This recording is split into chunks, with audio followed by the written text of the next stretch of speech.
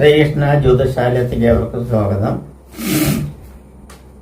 അതായത് ജൂൺ മാസത്തെ ഫലമാണ് പറയുന്നത്. ജൂൺ മാസത്തിൽ മേടക്കൂറുകാർക്കുള്ള ഫലമാണ് പറയുന്നത്.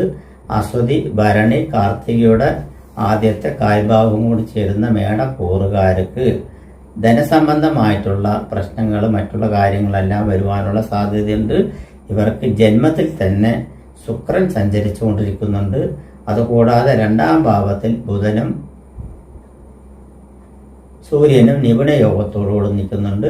മൂന്നാം ഭാവത്തിൽ വ്യാഴം, 4-ൽ ചൊവ്വ, 5-ൽ കേതു, 11-ൽ രാഹു, 12-ൽ ശനി എന്നാണ്.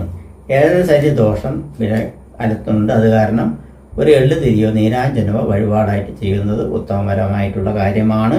അതുപോലെ തന്നെ ജന്മത്തിൽ ശുക്രൻ നിൽക്കുന്നത് ഗുണകരം തന്നെയാണ്. അത് കാരണം വാഹനയോഗം, മറ്റുള്ള കാര്യങ്ങളും തൊഴിൽ അഭിവൃദ്ധി, ഐശ്വര്യ അഭിവൃദ്ധി എന്നിവ കാര്യങ്ങളും ഉദ്ദിഷ്ട കാര്യങ്ങളും മറ്റുള്ള കാര്യങ്ങളെല്ലാം നടക്കുവാനുള്ള സാധ്യതകളും വിവാഹ സംബന്ധമായിട്ടുള്ള കാര്യങ്ങളെല്ലാം നടക്കുവാനുള്ള സാധ്യതകളും ഉണ്ട്. ധനസംബന്ധമായിട്ടുള്ള നേട്ടങ്ങളും കാര്യങ്ങളും ഉണ്ടാവും. ഗവൺമെന്റ് സംബന്ധമായിട്ടുള്ള ആനുകൂല്യങ്ങൾ വർധനവും ഇവർക്ക് പ്രതീക്ഷിക്കാവുന്നതാണ്. ഭൂമി സംബന്ധമായിട്ടുള്ള കാര്യങ്ങളിൽ ഒരു തീരുമാനം ഉണ്ടാവുന്നതാണ്. ഭവന നിർമ്മാണത്തിന് പുരോഗതി ഉണ്ടാവാനുള്ള സാധ്യതകളുണ്ട്. ബുദ്ധിപരമായിട്ടുള്ള നീക്കങ്ങൾ മൂലം പല കാര്യങ്ങളും സാധിച്ചെടുക്കുവാനുള്ള സാധ്യതകളുണ്ട്. രോഗാധിക്യത്തിൽ പെട്ടിരിക്കുന്നവർക്കല്ല രോഗശമനങ്ങൾ ഉണ്ടാവാനുള്ള സാധ്യതയുണ്ട്. പ്രത്യേകം ശ്രദ്ധിക്കേണ്ടത് ധന വിനിയോഗം നടത്തുന്ന സമയത്ത് ശ്രദ്ധിക്കണം എന്നുള്ള പറയുന്നത്. അതായത് ധനസംബന്ധമായിട്ടുള്ള കാര്യങ്ങളിലായാലും ധനം ചെലവാക്കുന്ന കാര്യത്തിലാണെങ്കിലും കൊടുക്കൽ വാങ്ങലുള്ള കാര്യത്തിലാണെങ്കിലും ഫ്രണ്ട്ഷിപ്പുകൾക്ക് സഹായഹസ്തങ്ങൾ ചെയ്യാവുന്ന കാര്യങ്ങളിലാണെങ്കിലും വളരെ ശ്രദ്ധ കേന്ദ്രീകരിച്ച് ചെയ്യണം എന്നാണ് പറയുന്നത്. ചെയ്യുന്ന തൊഴിലിനനുസരിച്ച് വരുമാന വർധനവ് ഉണ്ടാവും. ഭാഗ്യം കുറച്ച് കുറവായിട്ടാണ് കാണുന്നത്. അത് കാരണം ഭാഗ്യസൂക്ത വഴിപാട് ഭഗവതി ക്ഷേത്രത്തിലോ അല്ലെങ്കിൽ മഹാവിഷ്ണു ക്ഷേത്രത്തിലോ നടത്തുന്നത് വളരെ ഉചിതപരമായിട്ടുള്ള കാര്യമാണ്. തൊഴിൽ സംബന്ധമായിട്ടുള്ള നേട്ടങ്ങൾക്ക് ശാസ്താവിനെ അനുകരിച്ച് വരികയോ ശാസ്താവെങ്കിൽ ഞാൻ പറഞ്ഞിരിക്കുന്ന മാതിരി നീരാഞ്ജനം വഴിപാട് നടത്തുകയോ എല്ലാം ചെയ്തു കഴിഞ്ഞു പറഞ്ഞാൽ തൊഴിൽ അഭിവൃദ്ധി കുറച്ചുകൂടി കൂടുവാനുള്ള സാധ്യതകൾ ഉണ്ട്. ഉദ്ദിഷ്ട കാര്യങ്ങൾ നടക്കുവാനുള്ള സാധ്യതകൾ കാണുന്നുണ്ട്.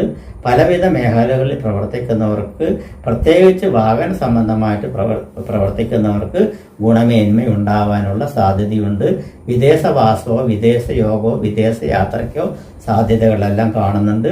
വിദേശ യാത്രയ്ക്ക് ധനം വന്ന് മറ്റുള്ള കാര്യങ്ങളെല്ലാം കൊടുക്കുമ്പോൾ അതിൻ്റേതായിട്ടുള്ള ക്രമാതീതങ്ങളും എഗ്രിമെന്റുകളും കാര്യങ്ങളും പേപ്പറുകളും മറ്റുമെല്ലാം പരിശോധിച്ച് ശേഷം വന്നിട്ട് ധന കാര്യങ്ങൾ ചെയ്താൽ മതി. വിദേശ യാത്രയുടെ കാര്യത്തിൽ പറയുന്നത് വിദ്യാർത്ഥികൾക്ക് പഠനത്തിൽ ശ്രദ്ധ വളരെ കേന്ദ്രീകരിച്ച് വേണം ഈ മാസത്തിൽ പോകണമെങ്കിൽ. വിദ്യാഭ്യാസം തുടങ്ങാറായി, അത് കാരണം തന്നെയാണ് പറയുന്നത്. വിദ്യാഭ്യാസം തുടങ്ങുന്ന സമയത്ത് തന്നെ ഇവർക്ക് ഒരുപാട് വിദ്യാർത്ഥികൾക്കുള്ള പഠനത്തിൽ സൗകര്യങ്ങളും മറ്റുള്ള കാര്യങ്ങളെല്ലാം വരുവാനുള്ള സാധ്യതകൾ കൂടുതലായി കാണുന്നുണ്ട്. അതുപോലെ തന്നെ മനസ്സമാധാനം മറ്റുള്ള കാര്യങ്ങളിലെല്ലാം അയവുകൾ ഉണ്ടാവാനുള്ള സാധ്യതയുണ്ട്.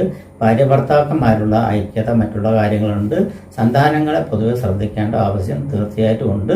അപ്പോൾ ഇവർക്ക് ചെയ്യാവുന്ന പരിഹാരങ്ങൾ പറഞ്ഞാൽ അശ്വതി നക്ഷത്രക്കാർക്ക് ഗണപതി ഹോമം നടത്തുന്നത് വളരെ ഉത്തമപരമായിട്ടാണ് കാണുന്നത്.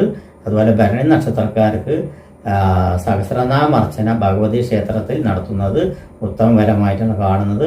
കാർത്തിക നക്ഷത്രക്കാർക്ക് ശിവനിങ്കൽ ധാരാവിളക്ക്, മാല, മൃത്യുഞ്ജയ പുഷ്പാഞ്ജലി എന്നിവ നടത്തുന്നത് കൊണ്ട് ഗുണാനുഭവങ്ങൾ സിദ്ധിക്കുന്നതാണ്. നമസ്കാരം.